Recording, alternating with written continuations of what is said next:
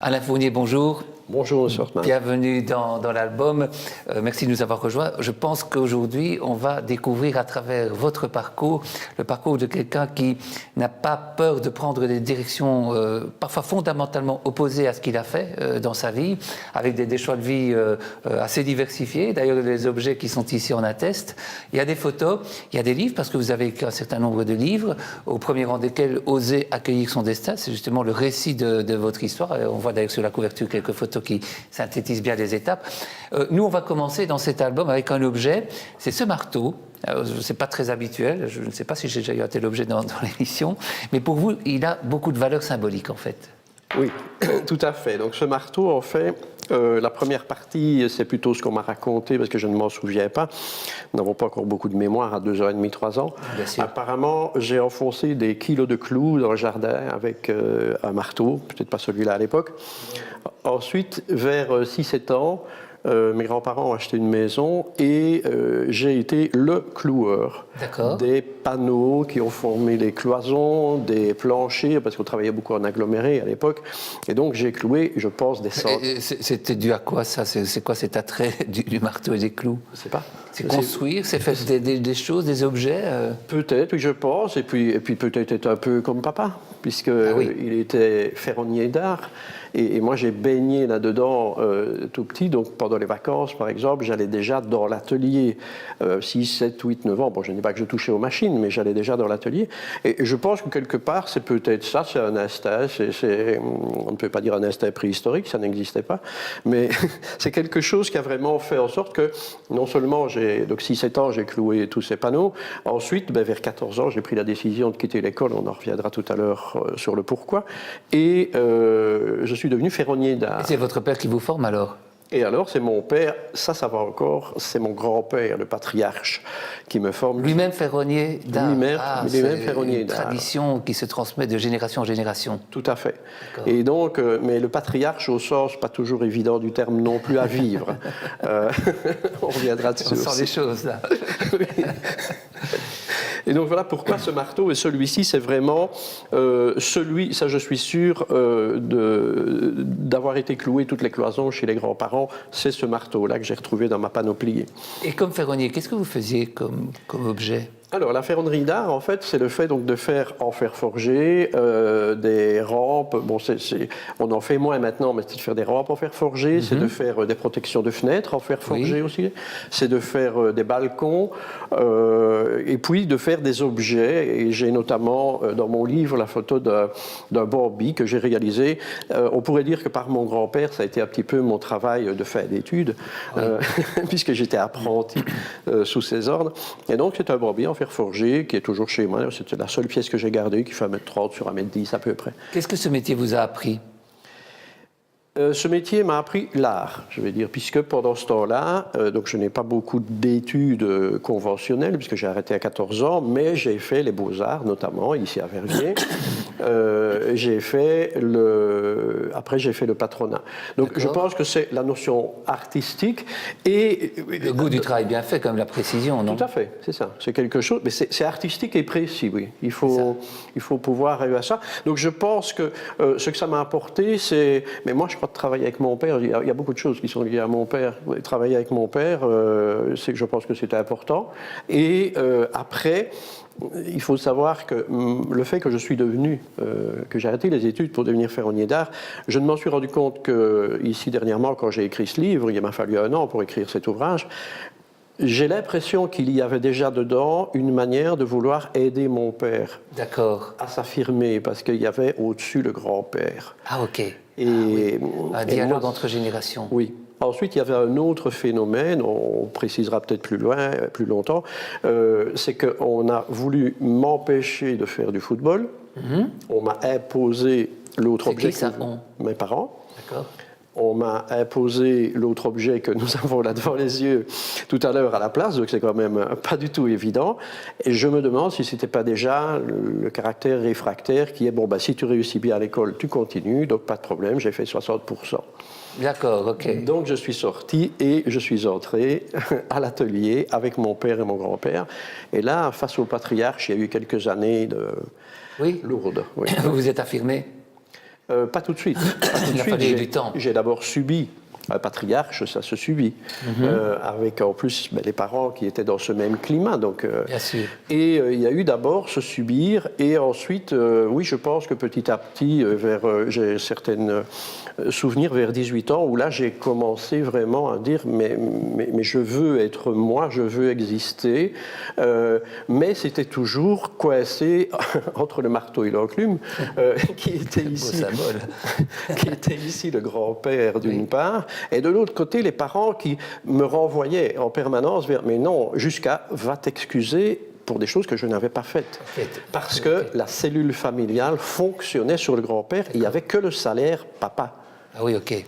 Et maman, qui travaillait à la comptabilité avec, n'avait pas de salaire. Et donc, c'est le grand-père qui subvenait à tous les grands frais et tout ça. Et ça, c'est des choses qui m'ont perturbé, parce que moi, j'avais déjà cette notion en moi, mais donne-lui le salaire qui lui convient et ne nous offre pas des choses après. Oui, bien sûr. Il y avait une notion d'injustice qui va suivre toute ma vie. Tout un système de patriarcat, le paternalisme, c'est vraiment ça. C'est ça. Et le patriarcat est vraiment dominant tel que ça existait, malheureusement encore à l'époque.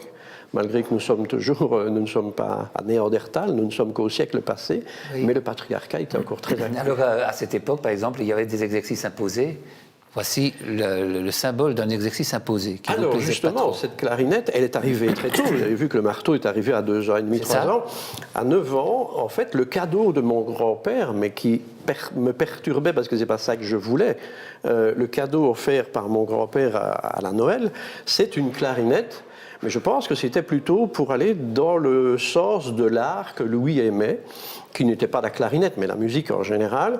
Et donc moi qui aurais tant voulu être sur le terrain avec un ballon de football, je me suis vu interdire d'aller faire du football parce que c'était trop loin, parce qu'on ne savait pas se déplacer comme on voulait et tout ça. Et à la place, je me suis retrouvé avec cette clarinette. Et c'est ça que je l'ai amenée parce que, en fait, cette clarinette, elle a aussi été un objet symbolique très puissant. Elle m'a été donc offerte vers les 9 ans, elle m'a été offerte en compensation du ballon de football, excusez-moi, mais il y a un petit problème, là, ça colle pas très bien. Et ensuite, elle a aussi perturbé mes années scolaires, les quelques années scolaires que j'ai faites, 12-14, parce que je me suis retrouvé à Spa, seul de mon petit village de Polleur, je suis le seul qui est parti vers Spa, tous les autres sont partis sur Verviers. Et on m'a envoyé à Spa pour aller à l'école de musique, de nouveau.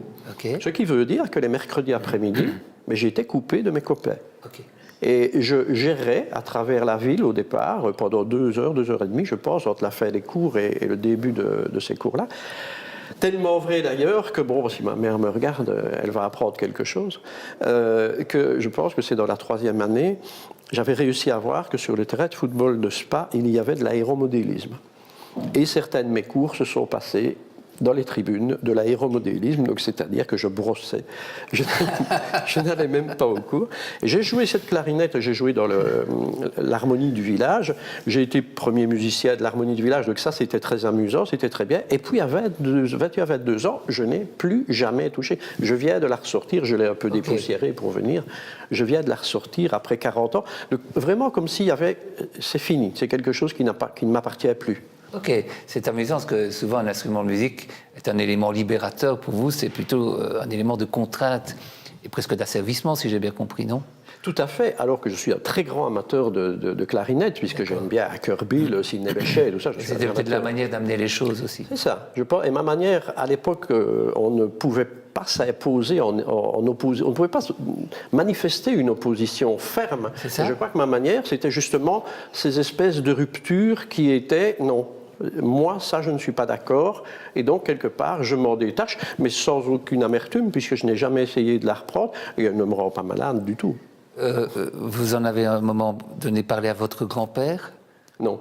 Jamais? Non. C'est resté dans les non-dits. Non, parce que oui, en fait, au niveau familial, donc c'est un thème que je n'en trouvais jamais trop loin dedans, parce que je suis un cas à part. On est 5 chez moi et je suis un cas à part. À l'époque, on appelait ça le canard noir.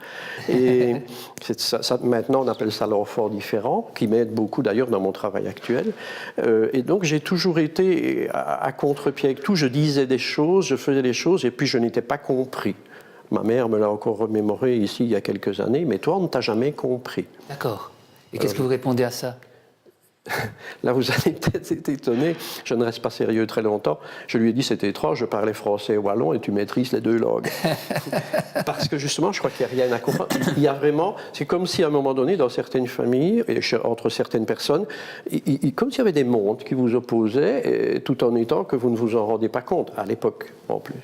Alors, de ce parcours, de ce début de parcours, on pourrait penser que cet enfant qui devient un jeune homme puis un jeune adulte doit être un révolté, un insoumis, un rebelle. Et puis il entre dans la police. Oui. Alors là, il faut que vous m'expliquiez.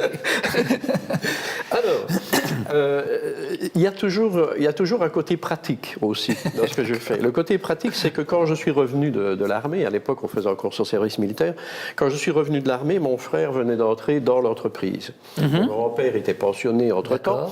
Mais donc, le père, un frère et moi, ça faisait à terme 3 familles. À faire vivre sur une petite entreprise, très petite entreprise.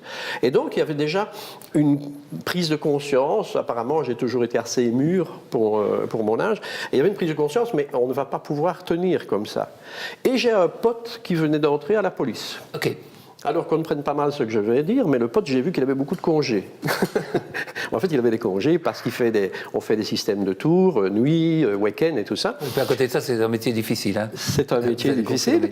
Et donc là, je me suis dit, mais côté pratique d'abord, j'ai dit à mon père, je dis, écoute, voilà, je vais m'inscrire, je vais présenter les examens, et si je réussis, il y aura beaucoup de jours où je pourrai venir vous aider. Donc vous allez travailler vous deux, et quand il y a un gros travail, tu t'organises pour que nous puissions le faire. D'accord. Et donc ça me semble mûr comme réflexion, tellement que quand j'entre à la police, mon frère s'en va et mon père arrête. Ah oui. Donc l'atelier cesse là brutalement. Enfin, je ris, excusez-moi, mais c'est un peu tragique comme histoire. Non, moi je ne le vois même pas tragique. On dirait vraiment, les ruptures là, que je vous ai parlé tout à l'heure, on dirait vraiment dans ma vie, il y a vraiment des zones avec des thèmes très précis. C'est le contraire. Là, moi, quand ça s'est arrêté, je me suis dit, c'est que ça devait s'arrêter. Puisque là, mon frère voulait à tout prix travailler avec son père, et c'était très clair, c'est pour ça que je postule. Et puis, alors que je suis en attente d'entrée, j'ai juste avant mes 21 ans, je suis devenu le plus jeune policier de Belgique, je suis entré 1 mois avant mes 21 ans, et là, il arrête, et mon père, qu'est-ce que je fais? Il arrête. Et ce n'est pas très grave, parce que, c'est même loin d'ailleurs d'être grave, parce que finalement, mon père, rappelez-vous, il était sous les ordres du grand-père, nous avons le patriarche, et mon père s'est retrouvé qu'il a été pris, pour gage de qualité énorme, il a été engagé par une entreprise américaine. Oui. À 50 et des ans, il faut le faire, comme soudeur, et il a passé les plus belles années de sa vie. Ah oui, ok. Il a été libre. D'accord. Et donc, finalement, tout ce petit système-là a fait en place que moi, je me suis dit, mon schéma de vie a fait en sorte que mon père a passé, il l'a reconnu par après, les plus belles années de sa vie. Il était dans une entreprise, c'est un joyeux, un gai luron. Il a été le moteur là, donc, vous voyez, on dit toujours derrière un mal, il y a souvent un bien. Bien sûr. Quel policier étiez-vous? Alors, j'étais un policier à la fois affirmé et à la fois de concertation, de dialogue. Donc, c'est-à-dire que je suis devenu aussi le plus jeune inspecteur de Belgique. Donc, à l'époque, inspecteur, c'était le chef d'équipe, je vais dire. Et je présente mes examens avec les vieux brigadiers, comme on appelait. Et je deviens inspecteur de nouveau 1 mois avant l'âge minimum requis et avant le nombre d'années requis. Mais comme je suis rentré avant 21, je deviens inspecteur avant 25. Et je suis tout de suite écouté et respecté par tout le monde parce qu'apparemment, moi j'aime qu'on fasse le boulot. Et là, on est dedans. Quand il faut y aller, on est dedans. J'ai toujours estimé que le chef, il marche devant. C'est lui qui prend les responsabilités qu'il fait. Les gars doivent être avec. Mais en même temps, toujours essayer de trouver le compromis, le dialogue, la chose. Donc apparemment, le coach que je suis devenu plus tard était déjà là, parce que même les gens, avant d'empoigner, entre guillemets, comme on dit vulgairement, quelqu'un, j'allais d'abord dialoguer. Et puis si ça ne fonctionnait pas, et qu'il fallait, on ferait usage de la force. C'est ça. Mais frapper ne fait pas partie de mon bagage, ça ne fait pas partie de mes énergies. D'accord. Vous avez quitté la police à quel moment et pourquoi? Alors, quand j'ai écrit ce livre, je me suis rendu compte, en fait, que quitter la police a été finalement la vraie première décision personnelle. Puisque j'ai quitté l'école, si on se souvient, en opposition à l'interdiction du football, mais je ne m'en rendais pas compte, mais c'est ça. Je quitte le travail avec mon père parce qu'il y a quelque chose qui vient un peu perturber le système et je vois que ça ne fonctionnera pas. Donc, quelque part, oui, j'ai pris une décision, mais elle était un peu poussée. Et puis ici, c'est vraiment moi qui, à un moment donné, ne me sens plus en adéquation avec les attentes de mes chefs, puisqu'on est, vous savez comment ça va, il y a une hiérarchie.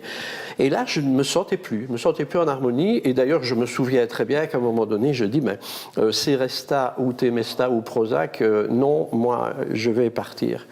Et j'ai pris la décision de partir et j'ai créé une entreprise avec des amis. Attention, une entreprise qui va nous amener à ce que nous avons fait un voyage en Thaïlande et nous avons été chercher et créer une collection d'habits en soie naturelle de Thaïlande. Ok, avec une partenaire. D'accord. Alors là, c'est tout à fait différent. J'essaie quand même de vous suivre dans la logique. C'est en fonction aussi des opportunités? Ça a été, oui. Il y a des personnes avec qui on avait une bonne entente et on a pris la décision ensemble de vouloir créer cette société d'import-export. Nous avions également un produit qui venait d'Espagne, donc la deuxième marque de produits bébés qui venait d'Espagne. Nous avions l'exclusivité d'importation pour la Belgique. Et en même temps, puisque nous étions 3, on a décidé de créer 3 pôles. Et moi, donc, je représentais plutôt des produits de bouche de qualité. Et 1 an après, ils m'ont planté brutalement à l'entrée des congés. Ils ont décidé d'arrêter. Je me suis retrouvé complètement submergé par les dettes. On avait investi énormément et tout ça. Et dans la foulée, autre rupture totale, je perds ma maison, je perds mon couple, il y a tout qui explose sur 1 an. D'accord. Tout en étant que la preuve que ce n'était pas du tout frauduleux ni quoi que ce soit, c'est que le juge de saisie, quand il est venu chez moi, m'a dit « Monsieur, c'est rare dans ma vie, mais je suis gêné de venir... » C'était tellement beau ce que vous aviez préparé, programmé, et puis il y a cette rupture invraisemblable, incompréhensible, et je n'ai d'ailleurs jamais dû, alors que j'étais l'administrateur gérant, je n'ai jamais dû me présenter au tribunal. Okay. La faillite s'est soldée comme ça, toute seule. Qu'est-ce qu'on fait alors quand on traverse une telle épreuve, autant personnelle que professionnelle? Mais à ce moment-là, il se fait qu'il y a un autre phénomène qui va revenir se mettre. La police, je n'en suis pas loin, c'est-à-dire que je suis en congé sans solde de la police. Et je suis en plein dans ce marasme. Oui. Je pense qu'il y a à peu près 1 mois que j'ai été déposé le bilan. Et mon collègue, oui, toujours collègue à l'époque, puisque j'étais toujours membre de la police, me téléphone un lundi à 23h. Alain, je viens de quitter le collège. Demain matin, tu es là ou tu es démissionnaire. Ils ont arrêté de prolonger ton congé sans solde, ce que je n'ai jamais compris. Moi, je me retrouve que j'ai plus de boulot, je ne sais plus où je vais, il n'y a plus rien. Qu'est-ce que je fais? Souliers noirs, pantalon bleu, chemise bleue, cravate noire. Mardi matin, vous êtes là. Je suis au bureau. Et là, on me regarde. Que fais-tu? Où vas-tu? Personne n'est au courant que je suis en rupture de bord, là. Il y a vraiment une situation très spéciale. Et donc, je m'explique un peu, puis arrive le fameux collègue qui était allé au conseil communal le jour avant, donc qui explique un peu aux autres. Et le plus embêté, c'est mon chef de service, qui me dit « Alain, il n'y a plus de place pour toi. » D'accord. Le cadre est complet. Donc, plus de place pour toi, je ne sais pas ce que je peux, ce que je dois, ce qui va se passer. Oui, c'est une folie. Et vous allez voir qu'on va encore plus loin. Je me demande où je suis, je me demande où je vais, et je commence à perdre pied un petit peu quand même, de temps en temps, c'est rare. Et puis il me vient une idée, je lui dis, mais puisque je suis réintégré, j'ai droit à des congés. Oui. Et le mercredi matin, je suis en congé. Donc en fait, on me fait revenir, mais il n'y a pas de place. Je me retrouve en congé parce qu'il faut que j'essaye de solutionner l'autre thème, c'est-à-dire cette faillite qui vient d'être déclarée. D'accord. Et voilà le grand paradoxe, un des grands paradoxes de ma vie, on m'empêche de rester en sans solde, on me fait revenir pour me dire mais non, tu ne peux pas être là. Mais j'ai pris ça après comme un cadeau du destin parce que finalement, j'étais couvert. Alors après, qu'est-ce que vous faites alors ? Après, il y a une cavalcade assez impressionnante qui se fait, donc je ne vais pas me faire des amis aujourd'hui. Mais... Il ne faut pas aller dans les détails. Hein, non. Il se fait une cavalcade, c'est qu'en 3 mois, je passe un médecin de ville qui me prolonge de 6 mois. C'est le médecin contrôle qui me prolonge de 6 mois, il met en maladie. Et puis je rencontre un médecin de la province qui me met en pension. D'accord. On me pensionne à 38 ans. Alors à 38 ans, vous partez vers une autre activité ? Et là, je me pose des questions et je vais un petit peu voir une psychologue quand même, parce qu'il y a beaucoup de choses. Mon couple est en train de partir aussi et tout ça, donc il faut un peu essayer de sauver. Et cette dame m'envoie chez une autre, et puis je rencontre une thérapeute. 6 mois après, je pratique avec elle. Ok. Alors, thérapeute, c'est quoi ? Donc thérapeute, elle avait une manière de parler aux gens pour essayer de leur faire comprendre leur vie, on va dire ça comme ça, parce qu'elle n'avait pas de titre officiel. Et elle essaye de m'expliquer ma vie, mais au départ, en me massacrant. C'était de ma faute, c'est moi qui suis responsable de ce qui m'arrive et tout ça. Ah bon ? Donc moi là, je suis en train... Oui, je vous garantis que c'est forcément la bonne méthode, ça ? Pas vraiment. Pas vraiment, sauf peut-être avec moi. Ah oui, C'est-à-dire que là, j'en prends plein la figure, je prends 1 mois de recul et puis un jour, je la recontacte. C'est impressionnant. C'est écrit dans le livre en tout. Je la recontacte et je dis, voilà, je ne sais pas d'où vous venez, je ne sais pas comment vous fonctionnez. Moi, je suis d'accord à venir vous voir parce que je savais que je devais comprendre quelque chose à travers elle. Je ne savais pas encore quoi et comment. Je vous écouterai, puis je trierai quand je rentre chez moi le soir. Et elle me dit, ça va, ok. Et on pratique ainsi. Je vais chez elle. Elle m'explique des choses et puis moi, je fais le tri. Et j'essaye de comprendre à travers ses propos un peu agressifs parfois. J'essaye moi de comprendre, mais qu'est-ce que je peux comprendre ? Qu'est-ce qui m'est arrivé ? Pourquoi est-ce que je vis ces choses où j'ai des chemins tellement beaux qui s'ouvrent et puis qui ont tendance à se fermer ? Et c'est ça que vous faites aujourd'hui ? Et ce que je fais aujourd'hui, mais pas du tout vous comme ça. Vous ne massacrez pas les gens quand même. Je ne massacre pas du tout les gens. Parce que, pas du tout. En fait, ce qui s'est passé, je suis resté... On est sur des terrains très minés et déjà le terme thérapeute, il faut être prudent. C'est ça. Moi, je suis coach. D'accord. Oui. C'est-à-dire que ce qui s'est fait, c'est que je me suis dit que, oui, j'ai aidé les gens. Je vous avais dit que tout à l'heure, déjà en tant que policier, j'avais tendance d'abord à dialoguer, à essayer d'aider. J'ai même essayé d'aider des drogués à l'époque et tout ça, avant de devoir éventuellement sanctionner. Et je suis arrivé là à me dire, mais les gens viennent tout le temps vers moi. Donc il y avait vraiment quelque chose d'étrange. Je me demandais, mais enfin, allez, écoute, mec, explique-moi un peu ça, et qu'est-ce que... Et apparemment, j'ai découvert, mais ce n'est pas toujours évident pour comprendre pour les personnes, j'ai découvert qu'il y avait une sorte de don.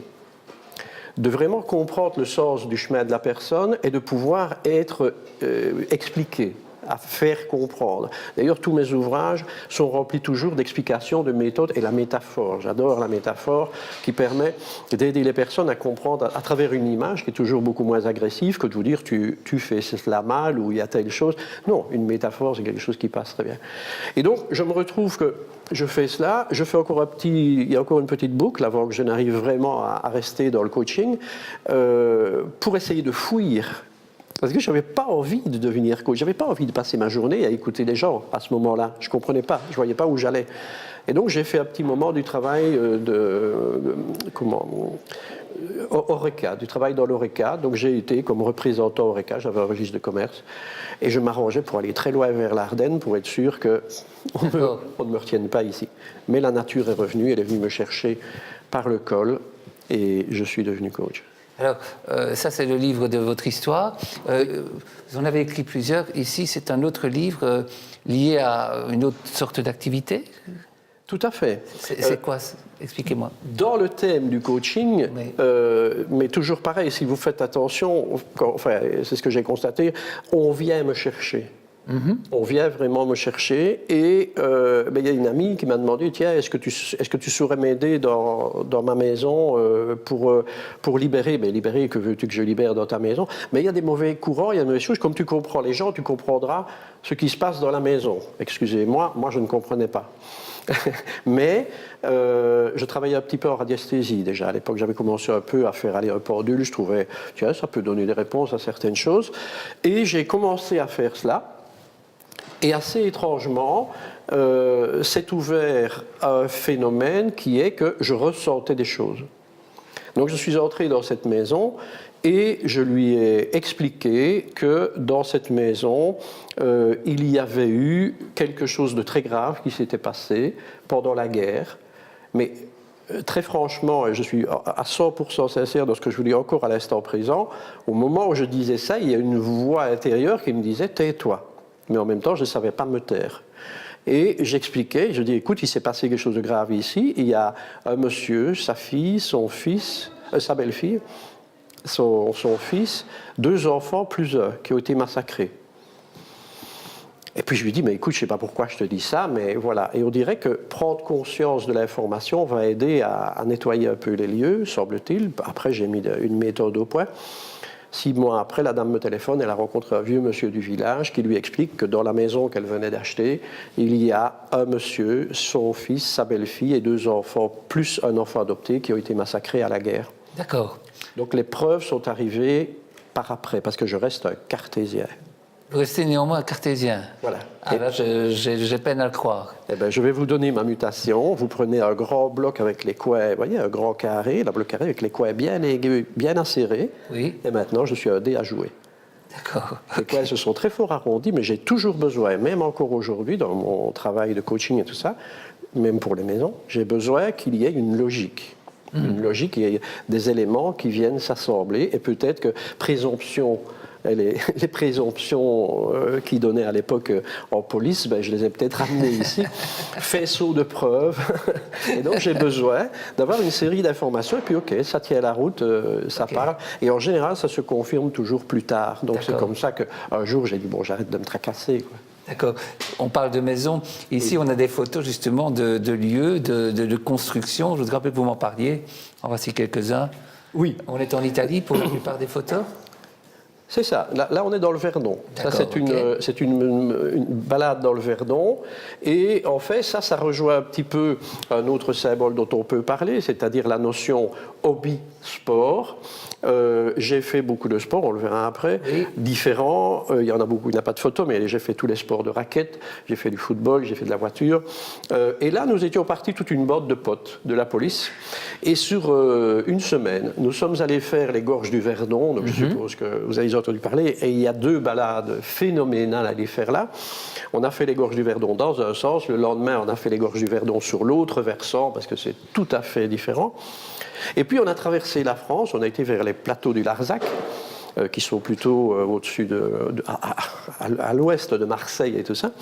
Et on a été faire une balade à la Couvertoirade. Alors la Couvertoirade, ben, c'était se balader dans le Larzac, c'est passé à côté du cirque de Navacelles, qui est un site sublime, un arc comme ça de rochers, avec les 2 rivières qui viennent se rejoindre au centre, c'est vraiment extraordinaire. Et on a terminé à la Couvertoirade, mais qui est un thème qui me parle aussi, parce que je lisais beaucoup sur les Templiers et tout cela, moi, à l'époque. Et en fait, la Couvertoirade est une ancienne cité templière, dans laquelle nous avons pu voir les fameuses, pour les défunts, ben, ce sont les croix templières, une église qui est fabriquée à flanc de rocher, c'est-à-dire que la moitié de l'église, c'est le rocher brut qui vient à l'intérieur et tout ça. Voilà, c'était une manière de pouvoir explorer, de pouvoir découvrir. J'aime découvrir et j'aime surtout sortir des sentiers battus. Ok. Ça va vous expliquer justement celle-ci. Oui, c'est particulier, ça je sais. Oui. Je ne connaissais pas, moi. Celle-ci, donc, qui est le fait qu'il y a à Rome, on va éviter de parler des causes, mais en fait, je n'ai pas pu entrer au Vatican parce que j'étais avec un pantalon court, avec un short, donc pantalon lungo, je n'avais pas, donc je n'ai pas pu. J'étais assez enragé, donc du coup, je suis parti un peu dans tous les sens dans Rome, et j'ai découvert une pyramide dont on n'entend quasi jamais parler. Et cette pyramide, en fait, il faut savoir qu'elle est apparemment la première en grandeur, elle est la première qui suit les 3 pyramides de Khéops. D'accord. Et je ne sais pas pourquoi. On n'en parle jamais. Moi, j'aime aller justement à la rencontre des endroits un petit peu différents. Et c'est comme ça que je me suis trouvé à Cerveteri, alors que nous étions au-dessus de Rome. Et là, en fait, c'est toute une ancienne cité étrusque. Okay. Et j'aime voir dans l'organisation du passé, il y a notamment cette photo ici qui est extraordinaire. Quand on voit qu'on a un bâtiment circulaire avec des pierres, je peux vous le certifier, qui sont ajustées au millimètre. Nous sommes en 2500 avant aujourd'hui, presque 2600 maintenant, hein, on vient de passer. Oui. Et donc, il y a là un endroit, mais on n'a pas de photo de ça, il y a un endroit où on est descendu à moins 20 mètres à peu près par un couloir taillé dans la roche, et en dessous il y avait des maisons, enfin des maisons telles qu'ils faisaient. En général, il y avait une pierre plate qui servait, à mon avis, à manger et à dormir. Il y avait un conduit de cheminée pour évacuer les fumées d'un feu, je suppose que l'on faisait avec du bois, bien sûr, il n'y avait pas encore de feu différent. Donc ce sont des troglodytes alors? C'est ça. Et il y a même carrément une autre zone où je suis allé, où là c'est à flanc de rocher, et vous aviez comme cela des trous dans la roche, mais en fait c'était taillé. D'accord. C'était taillé, et j'ai eu d'ailleurs la peur de ma vie à l'entrée d'une de celles-là, donc je suis tout seul, on l'a perdu dans les steppes. Et j'approche à un moment donné d'une de ces entrées, et on n'avait pas encore les smart avec lumière et tout ça, je n'avais pas de lampe de poche, j'avais quand même envie d'entrer, et il y avait un bruit qui me perturbait à l'intérieur. Et il me vient une idée, je prends une pierre, je jette la pierre, et il est sorti 1 milliard de moustiques. Si jamais j'étais entré là, je pense que j'aurais d'ailleurs pu mourir là, parce que si j'étais entré, ces moustiques, c'était atroce de voir ce qu'il y avait. Ah oui. De petits jeux comme ça, voilà, des petits risques. Alors justement, dans la poursuite de la découverte des photos, vous l'avez évoqué, hein, le sport, voici 3 photos. Oui. Donc là, ceci c'est vraiment un fun, j'ai eu l'opportunité, j'ai eu la chance, je pense que c'est avec Thierry Martin comme pilote de tête, d'expérimenter une Formule 3 à Francorchamps. Mm-hmm. Donc, c'est un fun quoi, pour un homme jeune. C'est un fun de pouvoir, même si nous ne pouvions pas dépasser, je pense, le 150 à l'heure derrière lui, parce que c'est assez impressionnant quand vous savez que pour mettre cette voiture en marche, vous devez, pour passer une vitesse, vous trouver à environ 3500 tours. Parce que si jamais vous êtes en dessous, vous étouffez le moteur. Ça a été un fun. J'ai fait avec la police 3 ans des rallyes interpolice, qui est quand même connu, puisqu'il y a des policiers extérieurs qui viennent de l'étranger. Il y a notamment la squadra italienne qui vient avec des Lancia d'usine. Il y avait les Skoda d'usine qui arrivaient. Et nous avions une toute vieille Skoda qu'on avait rafistolée, qu'on avait mis en place. Et on a eu l'immense privilège de faire le meilleur temps, ici sur Verviers, justement, dans une étape secrète, donc nous n'étions pas au courant. Et il y a une étape secrète, et je ne sais pas comment on a fait. On est passé devant tout le monde, et on a fait le meilleur temps. Là, à part ça, on n'a jamais fini une seule des 3 courses. D'accord. Mais c'était amusant. Je comprends bien. Alors, ici, on arrive tout doucement à la fin de l'émission. Encore quelques étapes. Celle-ci, vous êtes un collectionneur, si j'ai bien compris. Oui. De verres particuliers, de petits verres? De petits verres. Alors, je suis collectionneur de beaucoup de choses, mais là, ça a commencé tôt, et de nouveau, on a pris un peu les séparations. Là, nous nous trouvons avec ce verre, qui est un verre, en fait, c'est celui qui m'a décidé à démarrer. Il était chez ma grand-mère, je trouvais ça très spécial. À Péquet ou... C'est le verre à Péquet, oui, c'est ça, à l'époque, hein. La petite goutte. Ouais. Et alors, je dis à ma grand-mère, mais ce verre, je dis, et elle en avait 3-4 autres dépareillés, comme on dit, hein. Et je dis, mais ce verre est extraordinaire. Et là, il a une petite larme à l'œil. Je dis, tiens, qu'est-ce que j'ai dit de mal là? Et elle me dit, tu sais, qu'elle me dit ce verre, donc ma grand-mère s'est mariée vers 1927-28. Elle me dit, tu sais, ce verre, en fait, je l'ai eu à mon mariage. Donc ça nous remet quand même déjà bien loin. Et en fait, c'est le verre que ma grand-mère avait reçu à son mariage. Ouh. Ah oui. Nous sommes en 1850 ou quelque chose comme ça. Et puis il y avait 4-5 autres là, et je dis, c'est dommage, parce que, elle dit, écoute, tu peux les prendre. Et puis du coup, je vais voir chez moi, je ne faisais pas attention, chez ma mère, et puis je retrouve encore quelques-uns. Et je me retrouve qu'il y a 14-15 verres différents comme cela. Et c'était parti. Et c'était parti. Ça, c'est la dernière acquisition? C'est la toute dernière acquisition. C'est un verre à... C'est toujours un verre à petit... J'appelle ça petit contenant, parce que bien souvent, on ne sait pas ce que c'est. Mais je l'ai apporté parce que la splendeur, pour moi... Vient d'où? Sur des brocantes, moi, je trouve ça. C'est une brocante, oui. Ah oui, je dois faire des brocantes. C'est du cristal de Bohème? Oui, c'est une sorte de cristal de Bohème. J'ai du pur cristal aussi. J'ai aussi, on va depuis le tout petit verre que l'on trouvait à l'époque dans les buvettes de football, le petit verre à Péquet, le petit verre à gouttes. Mais en fait, à l'heure actuelle, dans mon living, il y a une vitrine avec une centaine de verres comme ça, dont les bottes italiennes notamment. Je sais pas si vous voyez. Oui. Il y a un verre qui est un verre, on dirait un petit vase à pâquerettes. C'est assez amusant. Il y en a un, c'est un soulier, ça vient de l'Autriche. Okay. Et donc, j'ai trouvé ça tellement amusant et j'aime collectionner ces particularités. Je photographie par exemple à l'heure actuelle les clochers d'église quand je me déplace, mais juste les clochers parce qu'il y a des formes et des structures qui sont extraordinaires. Et le clocher Thor dans la région, notamment. Polleur. Oui. Polleur est très bien. Polleur est un clocher Thor, justement. Il y en a d'autres encore par ici. Et j'adore, mais il y a des clochers qui sont montés sur des poutrelles. C'est simplement des poutrelles et puis et voilà, il m'a pris comme ça une lubie. Et attention, rien n'est jamais perdu chez moi. C'est en prévision de mes vieux jours. Ok. Donc je stocke ces images-là et je me dis quand je serai très vieux, que je ne saurais plus rien faire d'autre, mais je vais, comme j'avais fait à l'époque, j'avais commencé à dessiner d'ailleurs mes vers, grandeur nature avec les dessins et tout. Je rejoins un peu le côté artistique, les beaux-arts là, de l'époque, la ferronnerie. Et je pense que rien n'est tout à fait perdu, mais il y a quand même des ruptures assez radicales dans mes fonctionnements de vie. J'ai bien vu. Pour terminer, 2 livres, ils sont là, je vais vous laisser les prendre. Alors il y a le livre qui vous a marqué dans votre jeunesse, c'est Le Grand Maulne. Et puis vous avez évidemment celui que vous prendriez sur l'île déserte, et c'est Le Prophète de Khalil Gibran. Tout à fait. Alors le Grand Maulne, bien sûr, à l'époque, donc mes secondaires, même si je n'ai fait que 3 ans, mais tous les professeurs sans exception m'ont fait le parallèle avec Henri Alban, Alain Fournier, on ne ratait pas. Ce qui a été assez amusant, c'est que quand je me suis présenté, à l'époque j'ai quand même essayé des éditions extérieures, quand je me suis présenté l'édition, on ne m'a jamais parlé d'Alain Fournier. Okay. Je pense que pour eux c'était un peu péjoratif, ça risquait de se sentir psychologiquement tenu, et j'avais même des courriers qui me revenaient « Cher monsieur », alors qu'en général on met « Cher monsieur Fournier ». Donc je me suis dit c'est marrant, à l'époque il n'y a eu que ça, maintenant c'est sublime, et dans certaines circonstances, j'ai été à la foire du livre, avec ce livre-là à une époque, et il y a des jeunes filles qui sont venues me trouver en me disant « Notre professeur voudrait bien, demande si on peut rencontrer Alain Fournier ». Oui, elles venaient avec ce livre-là, et elles me disent « Je vous certifie, notre professeur voudrait bien que vous le signiez ». Je dis, écoutez, Henri Alban, Alain Fournier, il a écrit un livre sublime, il est mort. Moi, j'en ai écrit 10, je suis toujours vivant. Vous n'avez pas fait les autographes alors. J'ai refusé. Si, j'ai fait l'autographe, mais sur ma carte de visite. Oui, d'accord. Je dis, écoutez, je ne me permets pas d'arriver là-dessus.